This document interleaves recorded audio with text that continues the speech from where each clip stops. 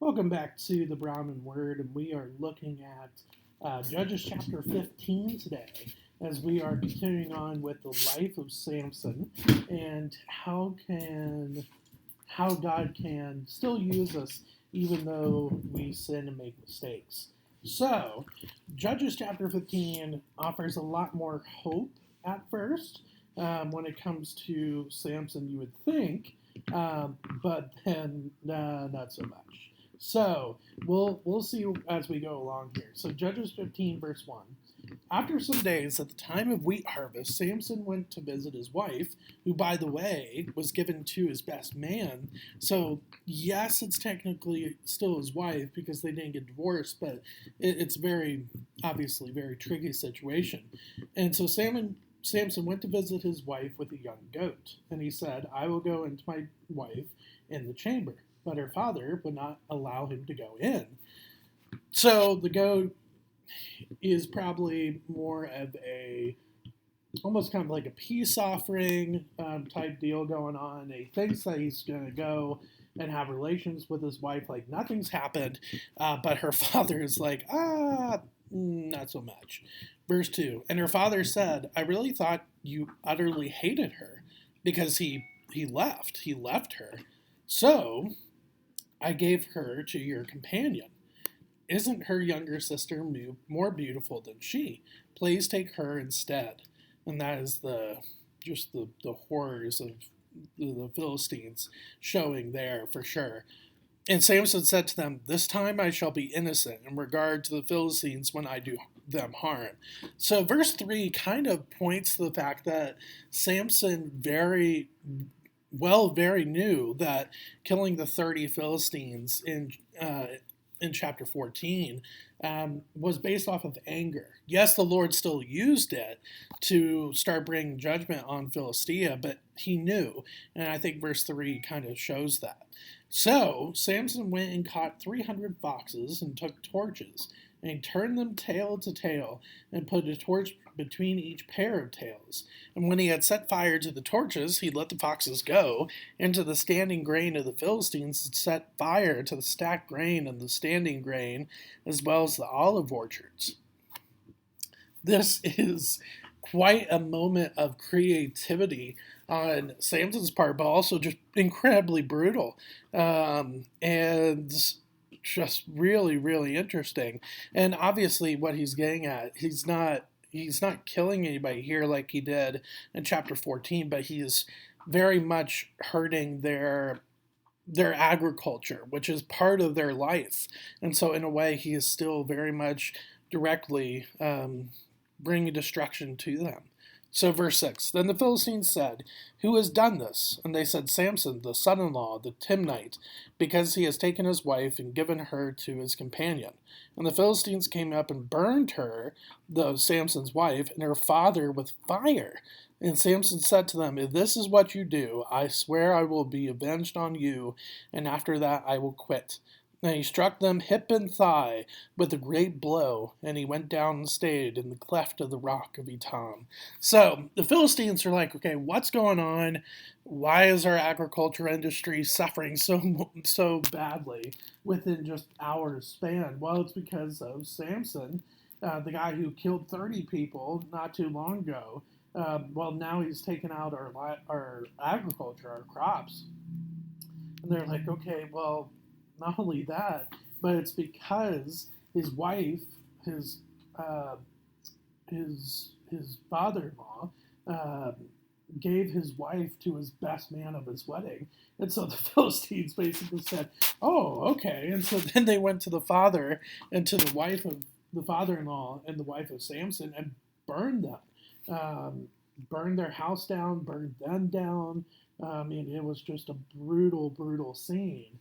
And Samson says, okay, if that's what you're going to do, then I will be avenged. And he does. He definitely, and then he murders the people that murdered his father-in-law and his wife in verse 8. And then he goes into hiding. So, the idea of the Lord using the vengefulness of Samson to take out the enemies of Israel is clearly on display here, but it continues. So, verse 9, then the Philistines came up and encamped in Judah and made a raid on Lehi. And the men of Judah said, why have you come up against us? They said, we have come up to bind Samson, to do him as he did to us. Then 3,000 men of Judah went down to the cleft of the rock of Etam and said to Samson, do you not know that the Philistines are rulers over us? What then is this that you have done to us? And he said to them, as they did to me, so have I done to them. And they said to him, we have come down to bind you, that we may give you into the hands of the Philistines. And Samson said to them, swear to me that you will not attack me yourselves.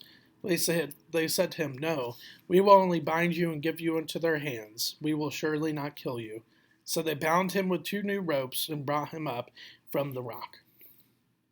So the Philistines come and they encamp and very close to the tribe of Judah, and they make a raid trying to find Samson. And the people of Judah are like, what's going on? And they're, well, we're looking for Samson.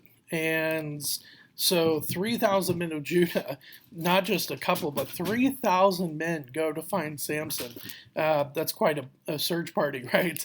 But I think it's out of fear of Samson from what he's done to the Philistines. So they take 3,000. What have you done, Samson? I'm only avenging what they have done against me. And so they do bind him. And it says that they bind him with new ropes. 2 new ropes, in fact, at the end of verse 13. That's a very important detail for what is about to happen. But they do what the Philistines ask, and they bring him to them. But Samson makes sure that they won't attack him themselves. He does not want to have to hurt his own kinsmen. So, verse 14. When he came to Lehi, the Philistines came shouting to meet him. So basically, it wasn't like they're shouting, but they're just happy that they've captured Samson. No, they're full rushing him, like ready to do battle and just cut him down right then and there. They're not going to capture him. They're going to kill him right then and there. Then the Spirit of the Lord rushed upon him, and the ropes that were on his arms became as flax that has caught fire, and his bonds melted off his hands. And again, remember with verse 14 that these are 2 new ropes. These are not supposed to just fall off or become weak. If they're old ropes, maybe, but this is definitely the Lord getting hold of Samson. And so Samson he found a fresh jawbone of a donkey and put out his hand and took it, and with it he struck 1,000 men. And Samson said, with the jawbone of a donkey, heaps upon heaps, with the jawbone of a donkey have I struck down 1,000 men. As soon as he had finished speaking, he threw the jawbone out of his hand, and that place was called Ramat Lehi, which means actually the hill of the jawbone, which is pretty. I mean, it's very literal, basically, right? So the thing with the jawbone, though, is it is another piece of a dead carcass, and so therefore, again, it is deemed to be unclean. And so he is again breaking that part of his vow, but yet he does not. But yeah, he uses that for the cause and glory of the Lord, and the Spirit of the Lord, the Holy Spirit, comes upon him in verse 14. So God is clearly behind this. Then the rest of the chapter, verse 18. And he was very thirsty and called upon the Lord and said, you have granted this great salvation by the hand of your servant, and shall I now die of thirst and fall into the hands of the uncircumcised? And God split open the hollow place that is at Lehi, and water came out from it. And when he drank, his spirit returned, and he revived. Therefore the name of it was called En Hakkore, which means the spring of him who called, by the way, is at Lehi to this day. And he judged Israel in the days of the Philistines for 20 years. So, Samson is at this point where there's this great salvation where he's destroyed the enemy of the Philistines here, the ones that came after him, right? And yet he doubts the Lord because he's thirsty and he doesn't know what to drink. And it's interesting to me what the Lord does. He splits open a hollow place and water comes out from it. That really takes us back to the wilderness where God makes water come out of the rock for the Israelites as they are journeying in the wilderness. And he drank, his spirit returned, and he revived. And then he judges Israel for the next 20 years, actually. So even in the midst of Samson being just vengeful and Samson not understanding his marriage, and